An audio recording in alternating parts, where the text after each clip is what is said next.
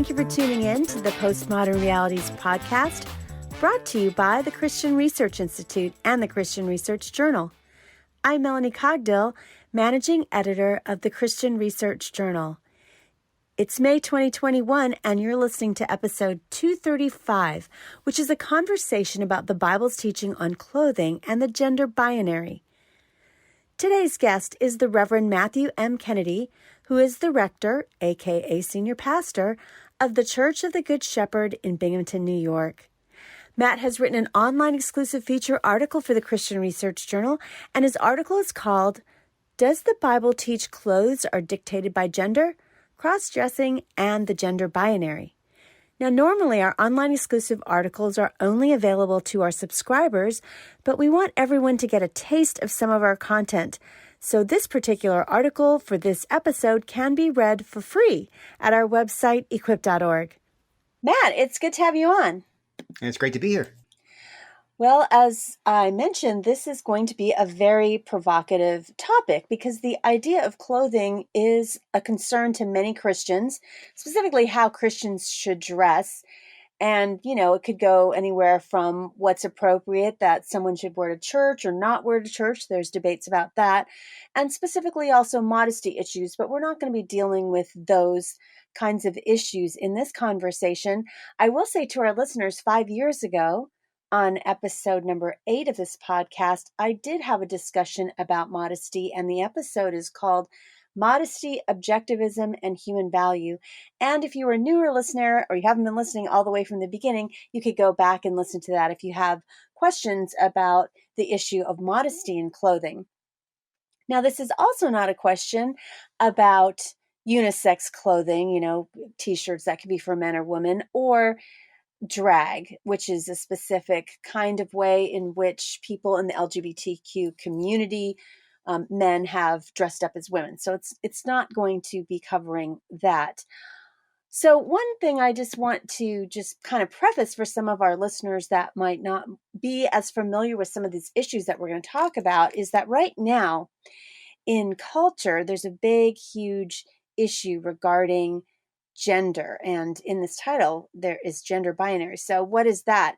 So one thing that people, specifically, I would say in the LGBT community, as well as Christians who are affirming of that community and would not agree with a biblical definition of sexuality and gender, is they would say that gender is not anatomy. And so it's very harmful in their opinion that your biological sex determines your gender identity, because they see it as two different things. So they feel that gender has to do with internally what your sense of self is, what you think, and it is different than the biological sex that was assigned to somebody at birth. And then how that impacts this issue is they would say gender identity also impacts your expression of who you are. So how you present yourself to the world, and that includes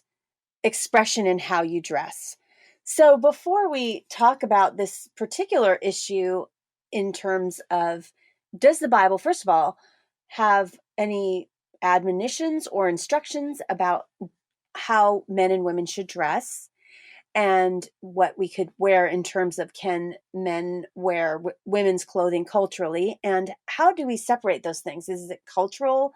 So that doesn't really necessarily apply because there were different cultural standards at different times in different places. But before I ask Matt some questions about that, I want to go all the way back just to kind of a basic so that we can just start there. What would be the role of clothing for the Christian, just thinking about some of the bigger issues I just said, like, modesty and all those kinds of things, what we should wear to church. Should Christians even care about what they wear? Yes, I think clothing is a positive thing. We should have a positive view of clothing. I mean, God is the one who made the first articles of human clothing. If you remember in Genesis chapter 3, after the fall, he clothed the man and the woman in the skins of the animal. We don't know what animal it was that he sacrificed for the purpose of covering their flesh. And that, of course, is typological. That points forward to the the clothing of the righteousness of Christ that we receive when we come to faith in Him. So just on a spiritual level, clothing is an important topic, and because I think God was the first one to make clothing for us after the fall. Well, I suppose we try to clothe ourselves, but that didn't work out so well. But God did give us clothing, and I think that gives the Christian, I think, should consider what he or she wears as a reflection of God, as a reflection of who God made us to be. I think it's important then to care about your clothing, to present yourself as looking appropriate. I don't think that it should be something that we don't think about at all. I think that it's something that the Christian should take some thought about. I want to present myself as someone who cares about my body and who clothes my body because God made my body the way that it is. And I want to adorn it in a way that would glorify Him and call attention to the goodness of the body itself. Well, in your article, you start out by talking about some particular Christian views about clothing, particularly those in the independent fundamentalist Baptist kind of groups, and that could also be some Pentecostal groups as well. They basically focus on clothing, particularly for women, that they believe the Bible prohibits women, for example, wearing men's clothing, and that would be pants, and also for women not to have short hair. So, what do some of these groups, we'll call them IFB, it stands for Independent Fundamentalist Baptists, and other similar kinds of Christian groups, fundamentalist groups, what do they teach specifically about clothing? They have a very defined view of what a woman should wear and what a man should wear, how a woman's hair should be and how a man should be.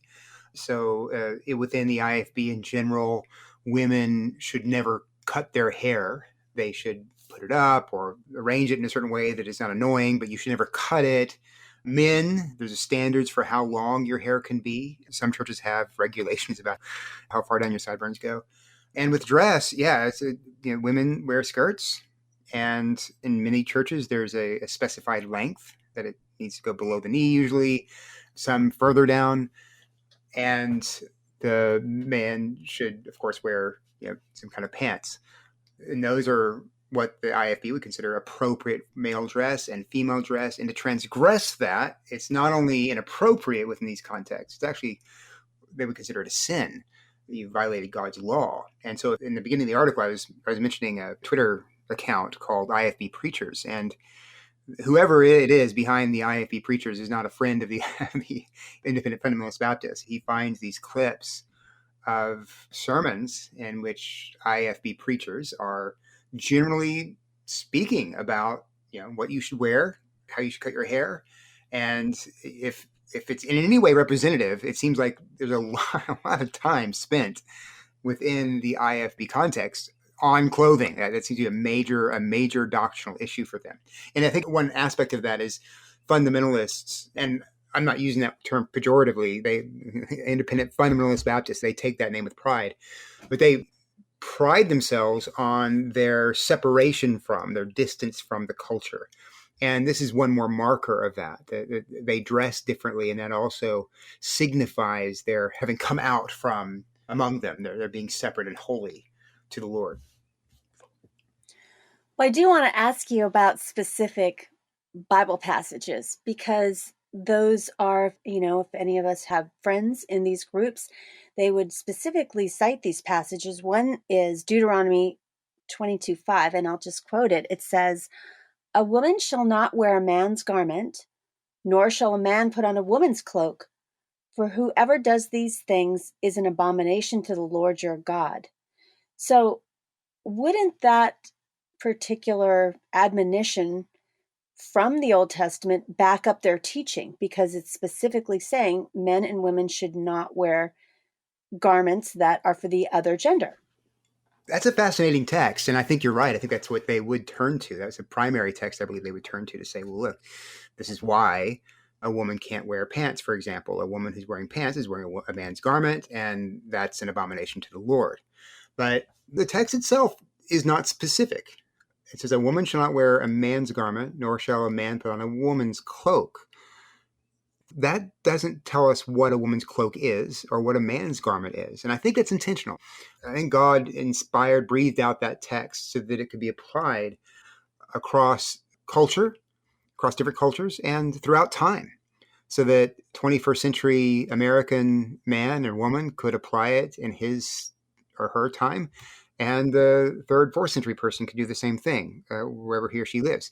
It is intended to be a transcendent teaching. And I think the mistake that the independent fundamentalist Baptists make is they take a particular application of Deuteronomy 22:5 that may have fit a particular time. Like, I think if you maybe go back 100 years ago, maybe a woman purposely wearing pants would be seen as putting on a man's garment. They've taken a particular application of that text at a particular time and elevated that particular application to the level of God's law. It's really the same move that the Pharisees made in Jesus' day. What they would do is they would say, okay, well, how do we apply the law against work on the Sabbath? And they say, oh, well, you know what? Harvesting is work, so let's not harvest anything. And if someone picks a kernel of grain from a stalk on the Sabbath, that's kind of harvesting, so that's work. And so therefore, you're breaking the law of God if you cut that stalk of grain off. But when you go back to the scriptures again, it just says don't work. It doesn't say don't take a kernel of grain off a wheat stalk if you're hungry. The legalistic move is always to take a specific application that might be relevant at a particular time and a particular place and elevate it so that it is the way, the God-ordained way that you obey his law. That's what the IFB has done with, say, pants in the 21st century. They've taken a former application and made it a universal eternal law. You're listening to episode 235 of the Postmodern Realities podcast, brought to you by the Christian Research Institute and the Christian Research Journal. Today's guest is Matthew M. Kennedy. He has written an online exclusive feature article for our journal. His article is called, Does the Bible Teach Clothes Are Dictated by Gender? Cross-Dressing and the Gender Binary. You can read Matt's article for free at our website, equip.org. And we would like to invite you to help other people find our content. So the best way you can do that is simply to tell a friend about this podcast and share this episode on your social media accounts. In addition, the best way to help other people find our content that you might not know is to go ahead and give us a rating and review, best done on Apple Podcasts, either a starred review, which can be done just quickly in seconds, or if you have a moment, think of one or two short sentences why you think people should listen to this podcast and post your review there at Apple Podcasts. Also, you can support us by giving us a tip for our content. That can be done at our website, equip.org. If you go to magazine at the drop-down menu, you'll see Postmodern Realities podcast. Please click on that.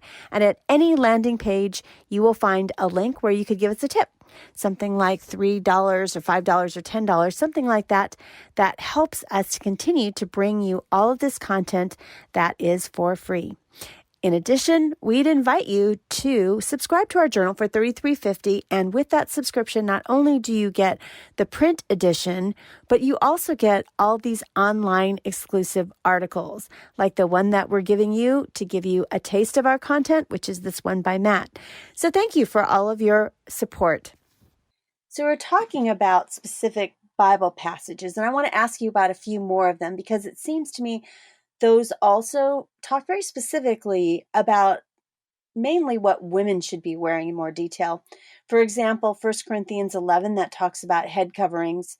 And also, I think, quoted among those people that would say that women shouldn't wear pants is 1 Peter 3:3, which I will read, which says, Do not let your adorning be external, the braiding of hair and the putting on of gold jewelry or the clothing you wear. So in other words, that it would be calling attention to yourself to wear jewelry or fixing up your hair, for example. Yeah, okay. So in 1 Corinthians 11, what seems to be going on there, and we can't be completely sure, is that women in particular, and maybe some men, are taking some of the cultural symbols that signify a wife's submission to her husband, and in this case, probably head covering, and doing away with them, and in a kind of rebellious or defiant way. And so Paul is defending that kind of transcendent principle with regard to how husbands and wives relate to one another by defending also the use of this particular cultural symbol. So he's saying, yes, you must cover your head because in this time and place, it signifies this particular transcendent principle. But he's not saying, I don't think, in my article I cite Wayne Grudem and some others who point this out, he's not necessarily saying that head coverings in themselves are God's ordained symbol of wifely submission or anything like that. He's simply defending the particular way in a certain culture that a transcendent truth is applied and saying, don't throw that over on purpose. And so even if you do think, and there are some who do believe that 1 Corinthians 11 does teach that women should cover their heads in worship, and I'm not going to, that's fine. Even if you think that, though, that doesn't then give you license to say, and women shouldn't wear pants, or and women shouldn't wear this or that. The church doesn't have the authority to go beyond what the scriptures say in binding the conscience. Paul the apostle has the authority to say women should wear this or not, but we don't. So if you want to be one of those who interpret 1 Corinthians 11 as dealing with a specific article of clothing for all times and places, again, that's fine, but that does not necessarily mean you can go on and specify other articles of clothing that are also forbidden, because Paul doesn't. When we're talking about 1 Peter 3, I'm always mystified when that text is appealed to. I'll read it again. Do not let your adorning be external, the braiding of hair and the putting on of gold jewelry, or the clothing you wear. And so if you take that text and say, okay, well, this means we can't braid our hair as women and we can't put on gold jewelry, you would also logically have to say we can't wear clothing either, because that's, if you're interpreting the text that way, that's part of the adorning that you shouldn't have. But really what Peter's saying is, don't let the external things like the braiding of your hair or the putting on of gold jewelry or the clothing you wear, don't depend on that for your beauty. And he goes on to say, let your adorning be the hidden person of the heart with the imperishable beauty of a gentle and quiet spirit, which in God's sight is very precious. So it's not don't wear clothes, don't wear jewelry, don't braid your hair. It's don't think of these things as the source of your beauty. Think of God as the source of your beauty and your love for him. Well, also in your article is the term gender binary. And, I think there are people, as I mentioned in my intro, that would say that that term has changed over time. And it's different from specifically in the West, how we understand gender today. So it's not just two genders. People have heard the term transgender of, people who do not identify with the specific biological anatomy in which they were assigned at birth, of which they were born with. Or they would say that people are gender fluid. There's no such thing as two genders because your gender identity can change over time. It can change from day to day. And so there's other different terms that people in culture would use now. So I guess the question is, what was the gender binary in creation in terms of what the Bible says? Because that's what we want to go to. That's why we talked about these passages. What does the Bible say about these issues and what kind of clothing that Christians could wear? And so how is that expressed in Genesis 1 and 2, all the way back to the beginning? Yeah, I mean, it's very clear. God created man in his image, male and female, he created them. And the idea there is that both the male and the female are constitutive of his image. We both equally bear God's image. And that male female difference is not, that identity is not something that Adam looked within himself or Eve looked within herself to discover. They didn't go on some kind of journey of self-discovery to figure out, well, what am I? That was tied to their physical bodies. Adam is a man because of how God has formed his body, and so Eve is a woman because of the way God formed her body. And we know that's true because subsequent to that, he commands them to, multiply and fill the earth. So clearly their male and femaleness is tied to their physicality as well. And that's very, very different. And you were mentioning this, very, very different from the way the Western modern person conceives of his or her gender. Now we're encouraged to look within. What do you feel like? Do you think you're a woman? Do you think you're a man? Do you think you're something else? Who are you attracted to? Do you want to be with another man? Do you want to be with another woman? Do you want to be with lots of different types of people? Does it matter to you? That then, once you discover that, you map that on to the gender spectrum, which is a modern creation. And it ranges from, very, very masculine male to very, very feminine female and everything in between. And you find out where you are on that spectrum, and your body has nothing to do with it. It does not matter. In fact, if your body gets in the way, you change it, you mutilate it. You become, if you're a male, you can cut off your genitals and become a female. If you're a female, you can have some kind of surgical procedure as well. Your body is an obstacle to your gender in many cases. Whereas in creation, your body is the given. It's what tells you who you are. And there's only two who's. There's a male and a female. So just thinking about that in terms of Genesis 1 and 2, that God created male and female, like you said, and that's tied to their physical bodies. So, how the Bible would describe gender, as you just said, is different than how our culture would see it. It seems to me that how clothing is reflected for men and women in different ways in different cultures changes over time. In other words, we could say, well, men don't wear skirts, but, Scottish men wear kilts, which is a kind of skirt, and we don't seem that that's askance. That seems like something that's part of their culture. So, and for instance, also in other like Polynesian cultures, whether it's in Hawaii or Fiji or things like that, men wear a type of skirt that's just what all the men wear, and that's part of their culture. So given those kind of cultural things, and you were talking a little bit about cultural norms in the past, it seems like this, admonition Deuteronomy is rather harsh, and it doesn't give us room to take into how a particular culture in their space and time and in their context stresses, because it's using the word that this would be an abomination. But if we all lived in Fiji, men would be wearing these skirts that they kind of wear. They're kind of long. They go all the way down to their ankles. Right. No, I think that Deuteronomy 22:5 is, as I mentioned earlier, is purposefully vague on application. It just says, again, a woman shall not wear a man's garment, nor shall a man put on a woman's cloak. And so that allows that principle to be applied in different places. So I think within the Fijian culture, a man wearing the skirt, no one would think that he's dressing like a woman, at least in that culture. A Westerner might come in and say, why is that man wearing a skirt? But within that culture, that's a masculine form of dress. And so that Fijian is perfectly aligned with Deuteronomy 22:5. And so is the Scotsman who's wearing his kilt. That's not a problem. That's within Scots culture, that's a male, masculine form of dress.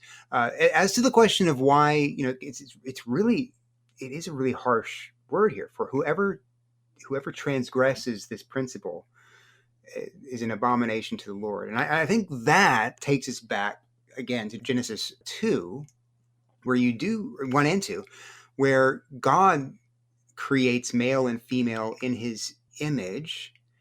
And so any purposeful blurring of the lines, any attempt to obscure the distinction and difference that God has created in our bodies between male and female is also an obscuration of God's image. It's an assault on God's image.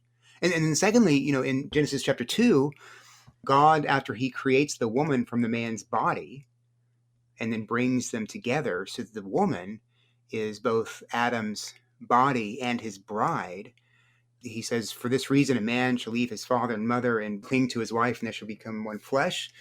Jesus in Matthew 19 looks back to that very text and says, this text is regulative for all marriage. This is what God did there was marriage, and that applies equally to all marriages.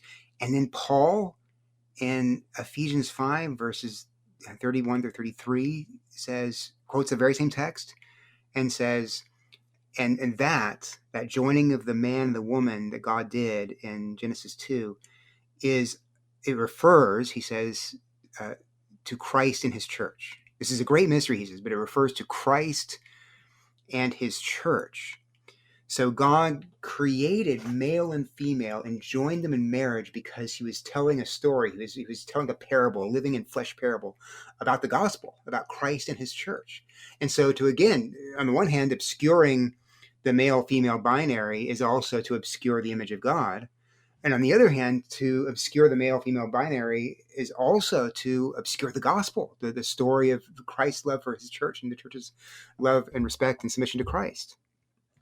So I think that's why you have the abomination language, because it touches on essentials. It touches on truths that if they're departed from, can lead a person into the darkness and away from the light. But don't you think that culture can change over time and its context? So, in specifically later in your article, you're talking about recent fashion trends, specifically for men. That's what you're addressing particularly in terms of, one article that you note is, how the pandemic has really kind of rewritten how people should dress, even men, so that men could be wearing skirts now. And again, it's not a situation of drag where, heterosexual men would be wearing skirts and heels to work. I mean, there are people who do that, and they're married and they're dads and they have kids and all this kind of things. And also just men being able to wear makeup as well as women. So why do those things, it seems like, are they defined by gender? Is that like saying, well, colors have a gender, all boys should like blue and girls should like pink kind of thing? Because can't clothing, like if there are kilts and for Scotsmen, can't we sort of evolve in that way in our own culture where it's acceptable for men to wear skirts and heels? And and how should Christians think about that when they see it? Again, we're not speaking about drag or anything like that, like somebody seriously wanting to wear skirts and heels to the office I who's a do man. think, right, I do think that clothing and culture does evolve. That's absolutely correct. So, for example, I think World War II, when many of the men were off fighting, and women had to take their places in factories and in the fields, and they began to wear overalls, trousers, and more commonly than they did before, and that became the trouser became disassociated with masculinity and just became kind of a neutral article of clothing. That was kind of a natural transition. And so, sure, the Christian is free to adopt those things as they happen. That's not a problem. But, if you read the articles that I cite in my article, that's not what's going on there. When these men, and I know they're not identifying as women, they're identifying as men. When these men put on the slim fitting skirts and the high heeled shoes and they put on the makeup, they're purposefully transgressing. They in every single one of these articles, they say we are purposely subverting, transgressing the gender binary. They're setting out to obscure the differences between male and female. And I don't think a Christian can do that, because again, I think that is a direct violation of Deuteronomy 22:5, and the purpose for which this fashion trend has been created and it is being promulgated is in keeping with that gender spectrum that I spoke about a minute ago. It's to promote the view of gender as not a binary at all, but just as massive variations not defined in any way by just masculine and feminine. So the Christian, I don't think anybody should, but the Christian especially shouldn't set out purposefully to undercut what a given culture has established as a masculine form of dress or a feminine form of dress. Again, you can adopt things as they just naturally change for functional purposes, but the act of subversion or transgression is something I think that Deuteronomy 22:5 explicitly forbids. And what's at stake here is the gospel, of course. Again, it's because male and femaleness is constitutive of God's image, and because we are made male and female so that we could be joined in marriage, and that marriage would reflect Christ and his church. That's why it matters. That's why subverting the way of given culture reflects male and female is also an assault on God's image and a subversion of the gospel. Well, I know that some activists in the LGBTQ community do believe that people should be disruptive about these things, and especially as it concerns gender. And so to kind of try to move some of the norms that we were just talking about, and as the Bible explains them. And I know that in several articles that you've done for us, you've talked about the gospel of self and how it's really become the preeminent way in which Americans kind of pursue their lives and their happiness. And that's really bled into the church. And so, what does that say about specifically this topic? And particularly as you were talking about men trying to subvert kind of cultural norms to dress as women, mainly because it subverts what the Bible is teaching, is what you're talking about. And it seems to me that a lot of Christians do think that what is their biggest goal for their kids? Well, I want them to be happy. So that's the main thing, that we want to, everything in our lives should be about trying to pursue our own happiness. So how does that kind of figure into this particular issue? Yeah, I mean, the gospel of self is basically you look within, you go on a journey of self discovery. You find out who you are based on your likes, your dislikes, your desires, your passions, and that's all defined within. And then you come out. This could be in a sexual way or any other way, really. It doesn't matter. But the key is once you know who you are, then to be happy, you have to express yourself in some way. So, of course, we see this in the LGBTQ movement, but you can also see it, I think, in the wearing of makeup by men and tight fitting skirts by men. This is who I am. So, to be happy, I've got to express it. And if you object to me doing that, you are trying to impose some kind of external limit on my happiness and on myself. It's an act of hatred. It's an act of intolerance. And so that's why when you might hear objections to people who have adopted the gospel of self and who come out as this or that, when anyone objects to that person's claim and says, well, you shouldn't do this or you shouldn't be that or you should, whatever, is an act of oppression. It seems like an act of oppression. That's because the gospel of self has been embraced. And you see it again in both the secular world and increasingly in the church.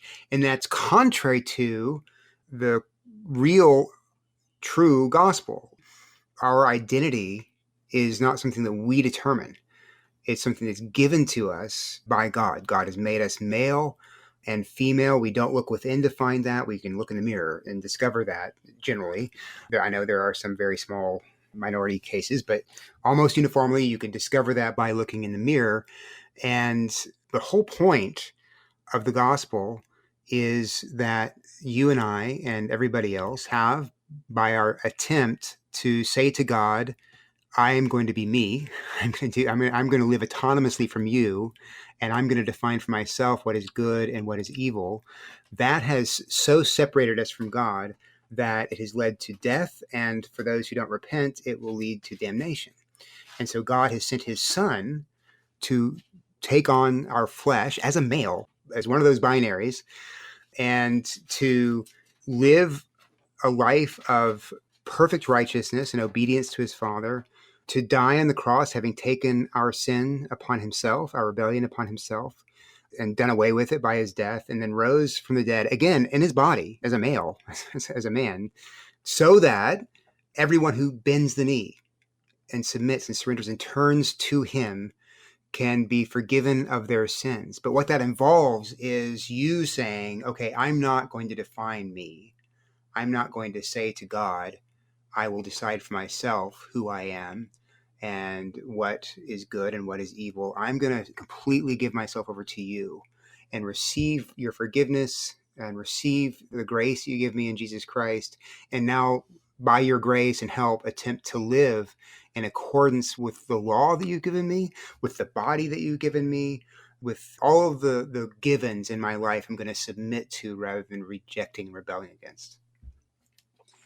But what would you say to the person who would say that some of those particular teachings, especially from those, fundamentalist Baptist groups and Pentecostal groups that, you know, was damaging to that person. They would say, my truth is this experience happened to me, and people were twisting scripture, and they were trying to specifically, put me down, maybe women, and try to, dictate to me what I should wear or shouldn't wear, what was appropriate. And so my truth is different than that because I've experienced this, twisted scripture that's really been damaging. Yeah. Okay. So I do think that, especially within fundamentalist contexts, that it can be intellectually stifling. In some cases, it can be pastorally abusive. And certainly people come out of those places sometimes, not always, but sometimes, with a lot of processing to do. What I think you don't want to do, though, and what I always probably tell someone coming out of that context, is you don't want to overreact. Overreaction can lead to just as much harm in the opposite direction as you experienced in the context from which you're emerging. So the key is, don't overreact. You have been taught error, but the best thing for error is truth. So study the scriptures, compare that to what you've been taught, throw out what doesn't conform to the scriptures, but what does receive. The whole language of my truth, I think, is problematic because classically what the Christian does is not talk about my truth, but it's to talk about the truth. And the truth is not something that I determine or decide. It's something that is revealed to us. And actually, it's a person who is revealed to us, and that's Jesus. And Jesus isn't defined by our desires or what we would have him be or what we would prefer for him to do. He reveals himself to us in the scriptures. And he, being the man, the representative human, should be is the one to whom we're all being conformed.